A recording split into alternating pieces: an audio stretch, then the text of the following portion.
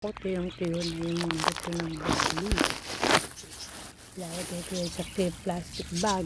Trash bag yan. Nabibili sa Costco. Kirkland Clear trash bag. Lalagyan ng mga empty bottles.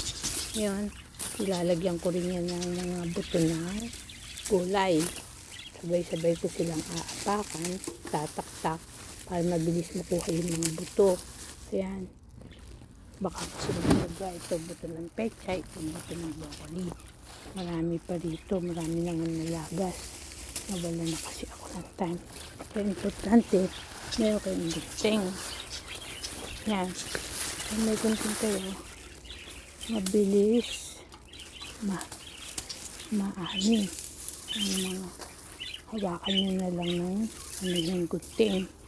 Ganyan, para hindi kayo masaludsod. Kasi minsan natatalim din yung mga mga tangkay. Ganyan. Kaya mahal ang mga buto. Kasi matrabaho. Magastos din. May mahal pagka bibili kayo ng buto. Yan. Pagsasama-samahin yan. Mabilis pagka sabay-sabay gagawin.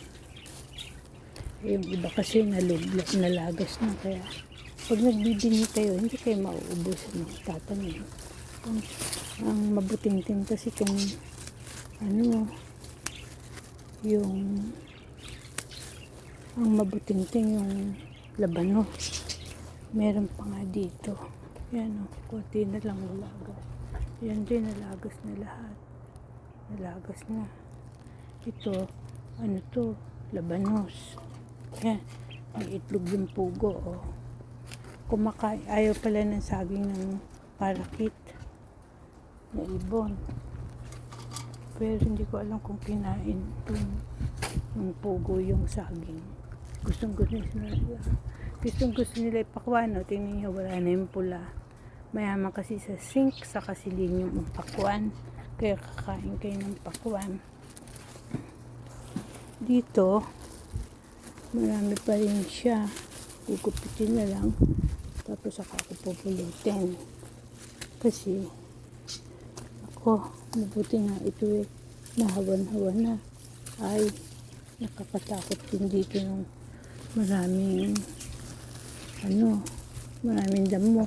Pagka kasi nag-uulan, talagang sobra damo. Yan, huwag-aapakan. Lalagay ko sa supot. Yung iba nga natapon na. Ito pa, meron pa dito.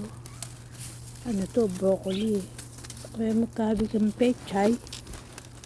Maliit kasi ang mustasa, kaya hindi mapagkakamala na. Madali siyang ma-identify. Kailangan, pag hinawan po, kailangan may gloves. Hindi pwede yung ganitong clear. Sa lutsud lang to. Tutumba na yan. Tapos ilalagyan ng mga vegetable seeds. Yung mga napulot na nalaglag dyan, lalagay didiligan. Tatakpan lang yun ng garden soil. Kaya kung nagtitipid kayo, pwede din ng mga plastic. Lalagyan nyo lang ng butas. Yan. Maraming butas, pati sa gilid. Yung mga bottle naman, mura lang kasi. Pwede rin lalagyan ng butas saka sa mga gilid. Kasi pag ganyan, hindi sila makahinga pag sa ilalim lang ang butas. Dambo lang ang pwedeng mabuhay. Hindi mabubuhay ang mga vegetable. Papashare ko kayo dito sa mais. Ayan, marami na rin bunga. Magtatanim kayo ng mais. Masarap ang mais sa Pilipinas. Naubos na lang yung buto ng mais. May pakwan din. Ito naman, nagtanim ako dito ng watermelon. Yung tanim ng mister ko, ito, tanim ko, watermelon. Tapos itong sunflower, saka ampalaya. Kaya pwedeng pang munggo. Yan. Hindi naakyat ng suso.